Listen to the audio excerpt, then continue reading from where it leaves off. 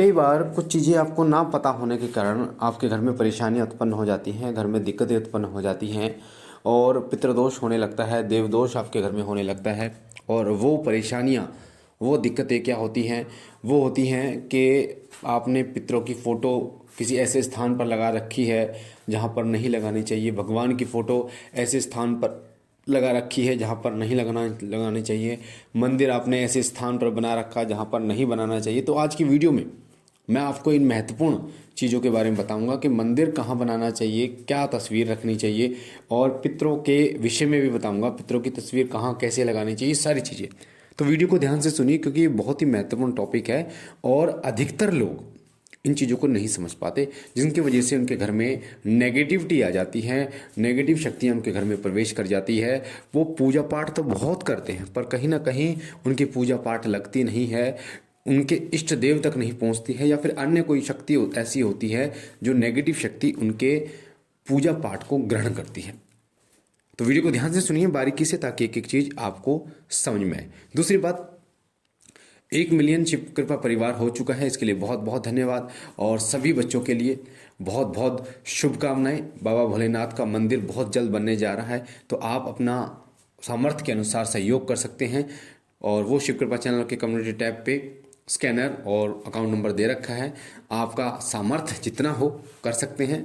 बाबा का मंदिर बहुत जल्द बनने को तैयार होगा, जिसमें मैंने वीडियो में लाइव में आपको जगह दिखा रखी है कहाँ पर है। सोना रोड के फरीदाबाद में सोना रोड की तरफ बाबा का मंदिर बनेगा, बाबा भोलेनाथ का, और वहीं पर चौकी लगेगी। तो सबसे पहले मैं बात करता हूँ पितरों के निमित्त। ठीक है, पितरों की फोटो कहाँ नहीं लगानी चाहिए जिससे घर में नेगेटिविटी ना आए। ठीक है, तो सबसे पहली बात है, पितृ जो होते हैं हमारे घर के प्रथम पूज्य देवता होते हैं, प्रथम पूज्य हमारे पूर्वज होते हैं। तो जो लोग ये कहते हैं कि पितरों को नहीं पूजना चाहिए, उनको मैं बता दूं कि भगवान श्री राम ने भी, जो दशरथ भगवान थे उनके पिताजी, उनका तर्पण किया था, पितरों का पूजन किया था, भगवान श्री कृष्ण ने भी किया था और सभी ने किया है। क्योंकि पितृऋण देवऋण ये होते हैं और इनको उतारना जरूरी होता है। तो पितरों की पूजा करना, जिस तरीके से हमारे माता पिता की दौलत पर, हमारे माता पिता की जमीन जायदाद पर हमारा अधिकार होता है, उसी तरीके से हमारा ये अधिकार और फर्ज होता है कि हम अपने पितरों के निमित्त तर्पण करें, उनको तृप्त करें, ताकि उनके लिए दान पुण्य करें, हवन इत्यादि करें, ताकि उन्हें उच्च लोकों की प्राप्ति हो सके। तो सबसे पहली बात यह है कि अमावस्या पितरों की आती है, तो अमावस्या के दिन पितरों की पूजा जरूर करनी चाहिए। अमावस्या के दिन पितरों के लिए देसी घी का दीपक जलाना चाहिए और हलवा और या खीर पूरी का भोग अपने पितरों को लगाना चाहिए। पितरों के निमित्त आपको पितृ गायत्री मंत्र का जप जरूर करवाना चाहिए पंडित जी से। जो पितृ गायत्री मंत्र होता है, ओम पितृगण विद्महे जगतधारिणी धीमहि तन्नो पितृ प्रचोदयात्, इसका आप 1100 या 11,000 जप पंडित जी से करा सकते हैं, हवन करा सकते हैं, जिससे पितरों को इसके पुण्य की प्राप्ति होती है। पितृ अगर प्रेत योनि में है तो वो पितृ योनि में आते हैं, साथ साथ में उच्च लोगों को वो गमन करते हैं। पितृ जो होते हैं, पितरों के आशीर्वाद से ही हमारे घर में सुख समृद्धि होती है, संतान उत्पन्न होती है, हमारा कारोबार अच्छा चलता है, साथ साथ में हमारे घर में प्रेम, जो विवाह संबंधित कार्य होते हैं, शुभ कार्य हैं, वो पितरों की उपस्थिति में ही होते हैं। तो कई लोग ये गलती करते हैं कि पितरों की जो फोटो है वो किचन में लगा देते हैं। कभी भी पितरों की जो फोटो है वो किचन में आपको नहीं लगानी चाहिए, इस चीज़ को विशेष रूप से ध्यान रखिए, इससे आपके घर में नेगेटिविटी आती है। पितरों की फोटो अगर आप लगाते हैं बेडरूम में, इससे भी आपके घर में नेगेटिविटी आती है। इन चीज़ों का विशेष रूप से ध्यान रखिए। साथ ही घर के मंदिर में भगवानों के साथ कभी पितरों की फोटो नहीं लगानी चाहिए, कभी पितरों की पूजा नहीं करनी चाहिए, इस चीज़ का विशेष रूप से ध्यान रखिए। साथ ही जो लोग जीवित हैं उनके फोटो के साथ कभी पितरों की फोटो आपको नहीं लगानी चाहिए, इस चीज़ का विशेष रूप से आपको ध्यान रखना चाहिए। साथ ही पितृपक्ष जब आता है तो पितरों के निमित्त आपको जितना हो सके दान करना चाहिए, और गाय को रोजाना 2 लोई, जो आटा होता है हमारा, 2 लोई गुड़ के साथ पितरों के निमित्त आपको खिलानी चाहिए। इससे पितृ प्रसन्न होते हैं और आप पर कृपा करते हैं, साथ साथ में आपके अंधन के भंडार भी पितृ जो है वो भरते हैं। पितृ जो होते हैं वो प्रेत योनि में भी कई बार आ जाते हैं। विशेष रूप से जो पितृ दुर्घटना में मरते हैं, अकाल मृत्यु मरते हैं, फांसी लगाते हैं, जल जाते हैं, गिर के मरते हैं, इस तरीके के जो अकाल मृत्यु जिन व्यक्तियों की मृत्यु होती है वो प्रेत योनि में जाते हैं। तो सबसे बड़ी गलती कई बच्चे क्या करते हैं कि उनको बिना शुद्ध कराए, उनको बिना गंगा जी स्नान कराए वो उनकी पूजा शुरू कर देते हैं या उनको स्थान दे देते हैं। तो ये गलती आपको बिल्कुल भी नहीं करनी।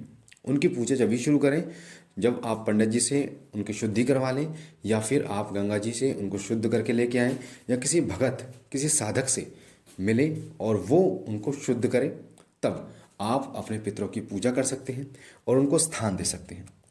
पितरों को जो स्थान दिया जाता है वो खेत में कई लोग स्थान दे के रखते हैं, पितरों का चबूतरा बना के रखते हैं। कई लोग आपने देखे होंगे छत के ऊपर बना के रखते हैं। हमारे गांव में पितरों को छत के ऊपर स्थान दिया जाता है और पितरों का स्थान होता भी छत के ऊपर ही है। जिस तरीके से हमारे कुलदेवी का वास हमारे घर की चौखट पर होता है और हमारे इष्ट का वास हमारे घर के त्रिकोण में होता है, उसी तरीके से हमारे पितरों का वास हमारे घर की छत के ऊपर होता है। तो छत के ऊपर आपको पितरों का स्थान अगर देना है तो छत के ऊपर दे सकते हैं, वरना कोई ज़रूरी नहीं है। परंपरागत रूप से जो चल रहा है उसी की ही आप फॉलो कीजिए। जो आपके पूर्वज ने अगर स्थान दिया है तो आपको भी स्थान देना चाहिए पितरों को। साथ साथ में एक चीज़ का विशेष रूप से ध्यान रखिए, पितरों की पूजा और पितरों का भोग जो दिया जाता है अग्यारी पर भी आप दे सकते हैं और उसमें भी दे सकते हैं, नॉर्मल भी दे सकते हैं। तो पितरों की पूजा घर का जो बुजुर्ग होता है, घर का जो मुखिया होता है वो करेगा या उसका बेटा करेगा। महिलाओं के लिए तब वो पितरों की पूजा कर सकती हैं अगर उनके घर में कोई ऐसा व्यक्ति नहीं है, जिम्मेदार व्यक्ति नहीं है, तब माता बहनें, महिलाएं और वो भी बहुएं शादीशुदा वो पितरों की सेवा कर सकती हैं। इस चीज़ का विशेष रूप से ध्यान रखिए। अब बात करते हैं पितृदोष की। पितृदोष जो होता है वो जब होता है जब आप अपने पितरों को भूल जाते हैं, उनका श्राद्ध नहीं करते हैं, अमावस्या नहीं निकालते हैं। कहा जाता है कि जिस घर में अमावस्या नहीं निकाली जाती, यानी अमावस्या पर खीर पूड़ी का भोग पितरों को नहीं लगाया जाता, दीपक नहीं जलाया जाता पितरों का, वो जो घर होता है वो श्रापित होता है। तो इसलिए इस चीज़ का विशेष रूप से ध्यान रखिए। अमावस्या हर महीने आती है, उसमें आपको अपने पितरों का भोग जरूर दें। अमावस्या पर पितरों को जल जरूर दें, स्नान जरूर कराएं पितरों को। अगर आपके घर में पितरों के स्थान नहीं है तो भगवान सूर्य को 1 लोटा जल, दूध डाल के कच्चा और एक मीठा बतासा डाल के, मिश्री डाल के, ओम मम सर पितृ देवताभ्यो नमः, ओम मम सर पितृ देवताभ्यो नमः, ओम मम सर पितृ देवताभ्यो नमः, इस मंत्र से जब से भगवान सूर्य को जल अर्पण करें जिससे आपके पितृ प्रसन्न हो। अगर आप चाहते हैं कि आपके पितृ और ज़्यादा प्रसन्न हो तो भगवान शिव के शिवलिंग पर जाकर 1 मुट्ठी चावल लेके आप ओम मम सर पितृ देवताभ्यो नमः 11 बार जप करके भगवान शिव के शिवलिंग पर अक्षत चढ़ा सकते हैं। इससे भी आपके पितृ बहुत ज़्यादा प्रसन्न होते हैं। जब पितृदोष होता है तो जो घर का मुखिया होता है उसकी बुद्धि खराब हो जाती है और उसको एक सही व्यक्ति नहीं मिलता, गलत डिसीजन लेने शुरू कर देता है, गलत फैसले लेने शुरू कर देता है वो व्यक्ति। घर में अगर आपके पशु हैं जैसे भैंस, गाय, उन पर मार पड़ती है, बीमार रहते हैं, मृत्यु तक हो जाती है, गाड़ी घोड़ा है तो वो खराब होने लगते हैं, गाड़ी एक्सीडेंट होने लगते हैं, ये सब लक्षण पितृदोष के लक्षण होते हैं। शादी घर में नहीं होती, बच्चे कुंवारे बैठे रहते हैं, शादी टूट जाती है और साथ साथ में बच्चे नहीं होते, बच्चे होते हैं तो लड़कियां होती हैं, लड़का नहीं होता, वंश आगे नहीं बढ़ता। ये सब पितृदोष के कारण है। तो पितृदोष के कारणों को समझिए और पितृदोष को किस तरीके से निवारण करें इसके लिए मैंने आपको बता दिया है कि पितृदोष के निवारण के लिए पितरों को के निमित्त जल दे भगवान सूर्य को 1 लोटा जल और उसमें कच्चा दूध डाल के, एक बलसा डाल के और भगवान सूर्य को अर्पण करें। ठीक है। ओम मम सर पितृ देवताभ्यो नमः इस मंत्र का जप करते हुए रोजाना 5 बार गणेश चालीसा का पाठ करें और उसका फल अपने पितरों को प्रदान करें, जिससे भी आपके पितर प्रसन्न होते हैं और आप पर कृपा करते हैं। तो मुझे आशा है ये महत्वपूर्ण जानकारी आपको पसंद आई होगी। पहली बार चैनल पे हैं तो चैनल को लाइक कीजिए, शेयर कीजिए, सब्सक्राइब कीजिए। शिव कृपा परिवार से जुड़िए। मैं बाबा भोलेनाथ से विनती करता हूँ कि वो आप पर कृपा करे, आपके घर परिवार पर कृपा करे और सदैव आपकी झोली भरते रहे। हम मिलते एक नई जानकारी।